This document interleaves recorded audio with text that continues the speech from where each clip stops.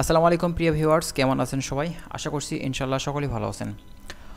অনেক ভাই আসলে কমেন্ট করে রিকোয়েস্ট করছেন যে ভাই মন্টিনিগ্রোর কী খবর, মন্টিনিগ্রোর আপডেট দেন ভাই, মন্টিনিগ্রোর অ্যাম্বাসির কোনো আপডেট আছে কিনা, কোনো তথ্য পেয়েছেন কিনা, বর্তমানে এখন ভিসা দেওয়া স্টার্ট হয়েছে কিনা, নতুনভাবে পারমিট বের হয়েছে কিনা, বর্তমানে কি করা উচিত, নতুন ফাইল সাবমিট করা যাবে কিনা, বা ফাইল আমি তুলে নেব কিনা, কি পরিস্থিতি ভাই যদি একটু বলতেন। তো অনেকেই ভাই অনেক ধরনের প্রশ্ন করেছেন, তো এত কথার উত্তর তো ভাই আসলে কমেন্টের উত্তরে কিন্তু দেওয়া যায় না, বুঝতে পেরেছেন? তো সে কারণেই ভাবলাম যে আজকে একটি ভিডিও আপনাদের মাঝে দিই মন্টিনিগ্রো সম্পর্কে, যেহেতু অনেকেই জানতে চাচ্ছেন মন্টিনিগ্রোর কী অবস্থা। যদি একটু জানাই আপনাদের এই বিষয়ে, তাহলে আপনাদের হয়তো কিছুটা বুঝতে সাহায্য হবে বর্তমানে এখন আসলে কি পরিস্থিতি।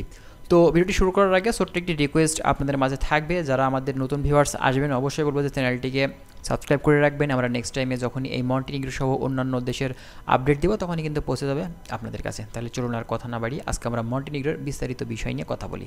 আচ্ছা, প্রথমত আপনাদেরকে বলি অ্যাম্বাসি নিয়ে কিছু কথা। ভাই অ্যাম্বাসির কি পরিস্থিতি, অ্যাম্বাসি থেকে কোনো ধরনের রেসপন্স করছে কিনা, কোনো ধরনের আপডেট দিয়েছে কিনা, কোনো নিউজ আছে কিনা? না ভাই, বর্তমানে কোনো ধরনের অ্যাম্বাসির আপডেট নেই।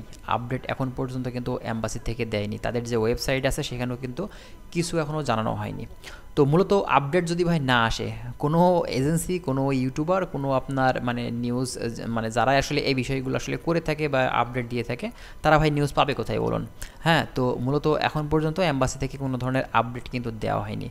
যদি কোনো এজেন্সি বা কেউ যদি মেইল করে আপনার অ্যাম্বাসিতে, তারা কিন্তু কোনো ধরনের রেসপন্স করছে না।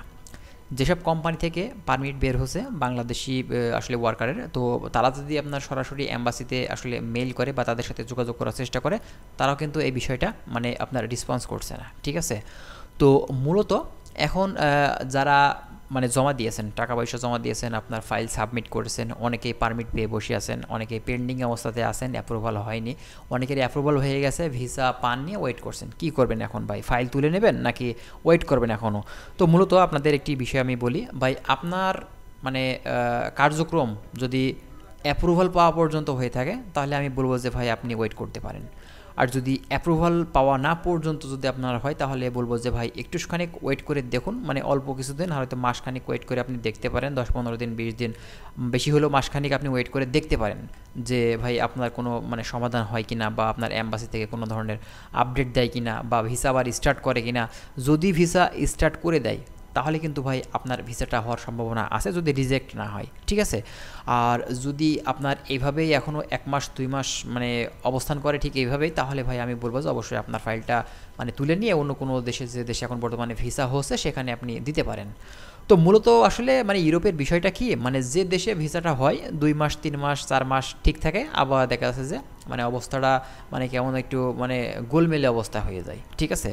তো দেখা যাচ্ছে যে মন্টিনিগ্রোর ভিসা কিন্তু ভাই 2023 সালের দিকে কিন্তু অনেক মানুষ ভিসা পেয়েছে, অনেকে কিন্তু মন্টিনিগ্রোতে গেছেও, কিন্তু পরবর্তীতে দেখা যাচ্ছে বর্তমানে এখন এই পর্যায়ে এসে কিন্তু বিভিন্ন ধরনের সমস্যা ফেস করছে বাংলাদেশিরা।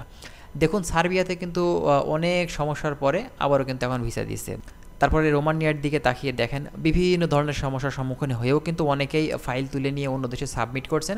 আবার অনেকে কিন্তু ওয়েট করতে করতে করতে করতে এখন পর্যন্ত কিন্তু মানে ওয়েট করেই আছে। হ্যাঁ, আবার অনেকে কিন্তু ভিসা পেয়ে গেছে, যেহেতু এখন রোমানিয়ার ভিসা কিন্তু হচ্ছে, তার ভিতরে রোমানিয়া আবার মানে আপনার সেনজেনের আওতাধীন কিন্তু হয়ে গেল, ঠিক আছে?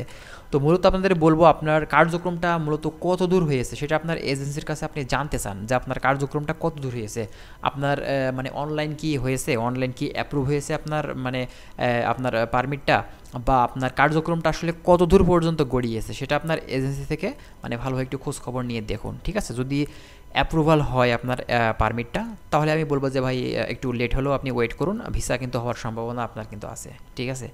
আর যদি আপনার অ্যাপ্রুভাল পর্যন্ত না যেয়ে থাকে, তাহলে ভাই আপনি মানে হয়তো খুব বেশি দিন ওয়েট করে কোনো লাভ হবে না। এখন ভাই বাকিটা আপনার ইচ্ছা, আমি আপনাদের কোনো ধরনের ডিসিশন নিতে বলবো না, যেহেতু এগুলো ভাই সবার পারিবারিক বিষয়, এটা মানে যার যার ইচ্ছা যেটা সেটা কিন্তু করতে পারে। তো মূলত এখন নতুনভাবে যারা দিবেন, যারা মন্টিনিগ্রোতে যেতে চাচ্ছেন, তো অবশ্যই আপনাদের টাকা পয়সা বা ডকুমেন্টসগুলো দেওয়া থেকে একটু বিরত থাকুন, কারণ যেহেতু এখন পর্যন্ত অ্যাম্বাসি থেকে কোনো আপডেট নেই, অ্যাম্বাসি থেকে কোনো ধরনের রেসপন্স করছে না, সে কারণেই আপনাদের নতুনভাবে এখন ফাইল সাবমিট করাটা মোটেও ঠিক হবে না, ঠিক আছে?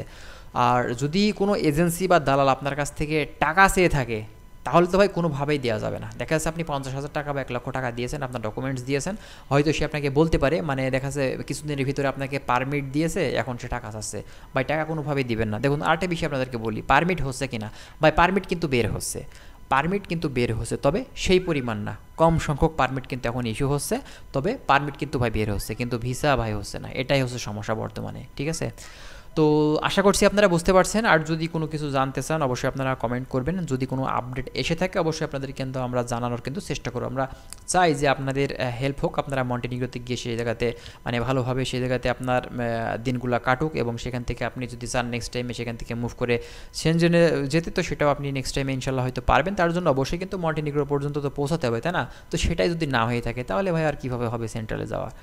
তো যাই হোক, ইনশাল্লাহ আপনার মনের আশা পূর্ণ হোক, দোয়া করি। ইনশাল্লাহ মানে ভালো কোনো নিউজ হয়তো ইনশাল্লাহ আসতে পারে, এমনটা এখন ধারণা করা ছাড়া তো আর ভাই কিছু বলা যাচ্ছে না, যেহেতু কোনো ধরনের আপডেট আমরা পারছি না, ঠিক আছে।